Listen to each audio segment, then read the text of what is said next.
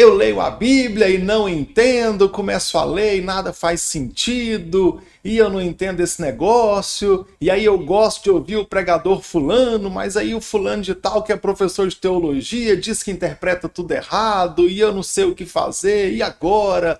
Meu Deus do céu! Bom, vamos começar pelo começo? Vamos admitir que nós podemos não ser tão bons assim em interpretação de texto. Você lembra lá da escola, quando você teve que ler, sei lá, o Primo Basílio, os Lusíadas, Memórias Póstumas de Brás Cubas, quando você teve que ler o Dom Quixote, lá do Miguel de Cervantes? Você entendeu? Quantas vezes eu assisto um filme e não entendo, tenho dificuldade em entender o final? Leio um texto, tenho dificuldade em entender esse texto. Quando eu vou ler a Bíblia, eu também tenho dificuldade. E por incrível que pareça, apesar de sermos alfabetizados, e aqui eu estou falando da nossa educação de base geral, né, do nosso país, nós temos sim profunda dificuldade de interpretação, devido à educação deficiente, à falta de prática, à falta da cultura da leitura de obras clássicas. Olha que eu disse uma frase grande: leitura de obras clássicas, que é aquela leitura que realmente requer interpretação, requer tempo, tudo isso. E aí a pessoa vai pegar a Bíblia e ela quer entender a Bíblia lendo 2, 3 páginas. Não vai dar certo. Olha o tamanho da Bíblia. Então, você quer entender a Bíblia? Então leia umas 3, 4 vezes seguidas, você vai começar a entender. Ou não é assim com a obra clássica? Não é assim com a matéria de jornal, que você lê e tem que ler de novo. Tá? Então, a grande dificuldade aí de entender a Bíblia é reconhecer que é um texto grande, extenso, que não se trata de um único livro, mas sim a coleção de vários livros. Então, quem quer ler e entender a Bíblia tem que começar do começo e reconhecer que é preciso muito trabalho, é preciso muita dedicação. Hoje, eu tenho o privilégio de dizer que eu leio a Bíblia todos os dias. Há alguns anos já, nem que seja uma porção pequena, mas todos os dias eu leio a Bíblia. E às vezes eu comento isso com alguém e muita gente fica admirada. Eu não acho que é motivo de admiração, afinal de contas, para um crente ler a Bíblia frequentemente não é nada de que se admirar, é somente ali o arroz com feijão. Mas justamente a pessoa que fica admirada quando eu falo que lê a Bíblia todos os dias é a mesma pessoa que fala que não entende a Bíblia. Poxa, não tem hábito de leitura, né? Não tem proximidade com as Escrituras. Então, realmente, não vai entender mesmo, não.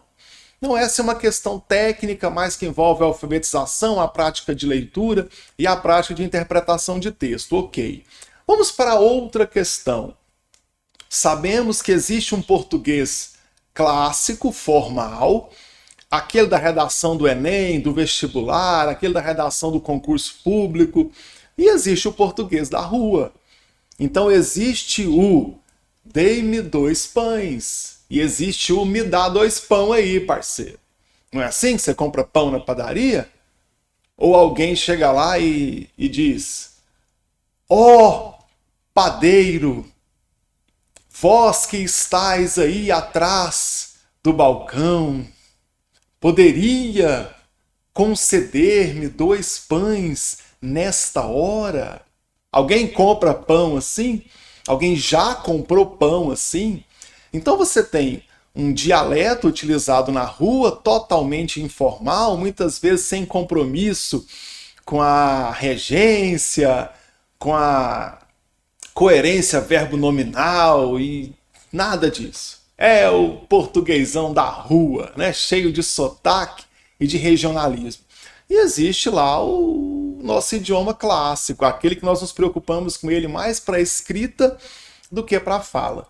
Então eu tenho alguém que não está ambientado com essa linguagem de mais alto nível gramatical, vamos chamar assim, e quando vai comprar a Bíblia, já escolhe aquela Bíblia clássica de tradução do português mais alto nível, cheio de segunda pessoa, de verbos que você nunca ouviu falar, e aí quer ler aquilo e entender. Parceiro, a sua dificuldade não é de leitura da Bíblia, é de leitura do português. Essa semana eu fui no dicionário, gente, o verbo guindar. Você já ouviu falar nesse verbo? Guindar. Só o guindar é elevar algo, colocar alguém em uma posição elevada. É do verbo guindar que a palavra guindaste surge. Eu, com 38 anos, agora que eu descobri que existe o verbo guindar.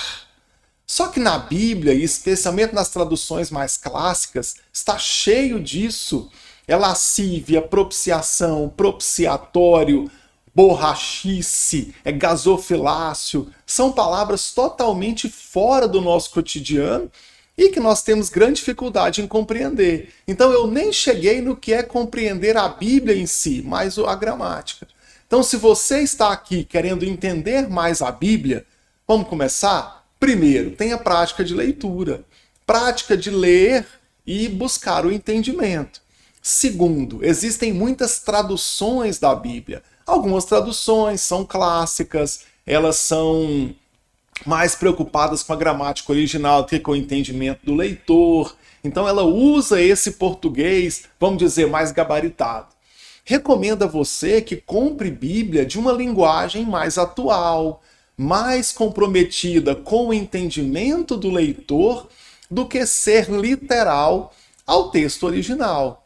Aí, nessa hora, em uma discussão antiga, já tem outros vídeos sobre isso aqui no canal, vou até deixar na descrição, um que eu comento sobre traduções da Bíblia, sobre tradução de nomes, sobre que tipo de Bíblia você deve comprar, e é justamente esse tema aqui.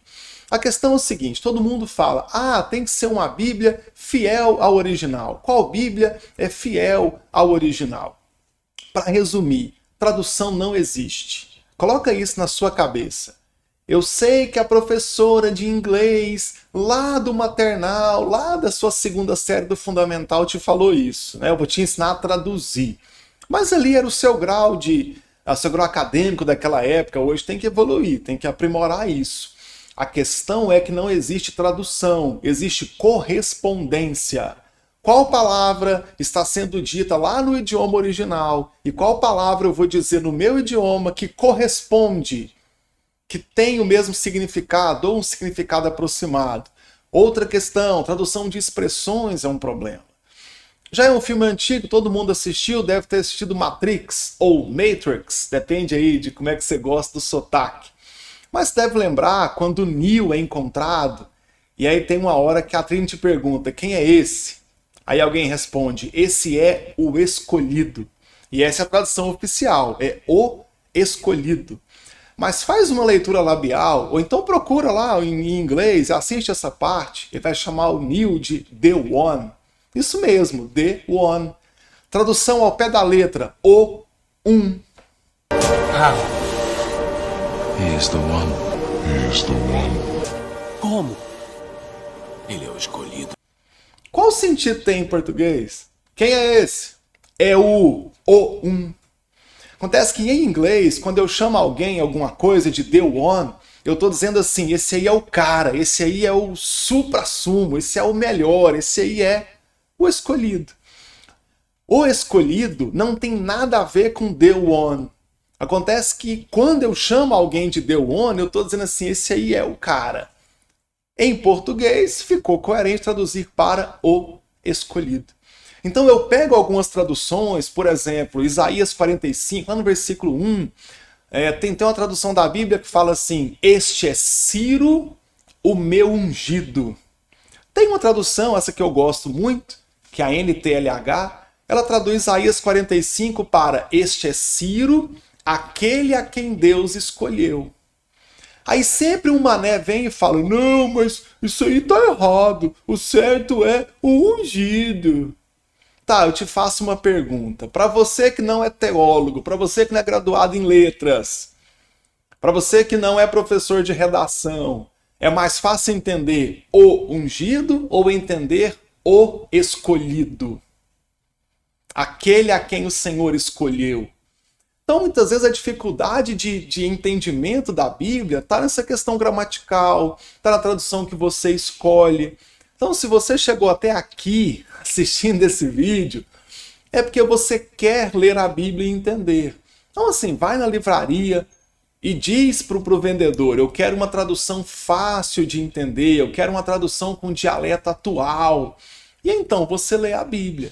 Depois que você começar a compreender o texto, que você quiser fazer um estudo profundo, aí sim é hora de você pegar uma tradução clássica, começar a compreender o idioma original, e aí você vai ter aquele conhecimento mais aprofundado.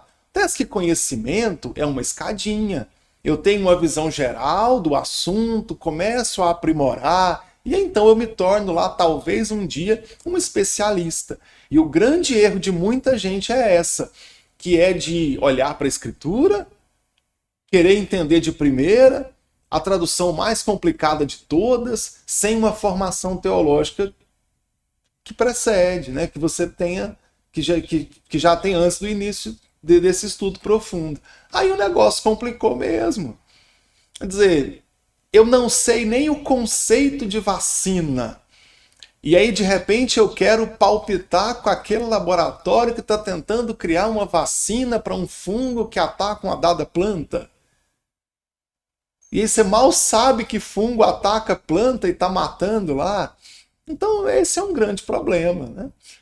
A última questão, e aí muita gente fala que não entende a Bíblia, não entende e tal. Não se faz teologia ensinando a Bíblia. E não se faz teologia a partir da curiosidade. A teologia cristã, ela é fruto do estudo da Bíblia, mas é aprendendo com a Bíblia o que ela ensina e conformando que você não vai saber aquilo que a Bíblia não diz.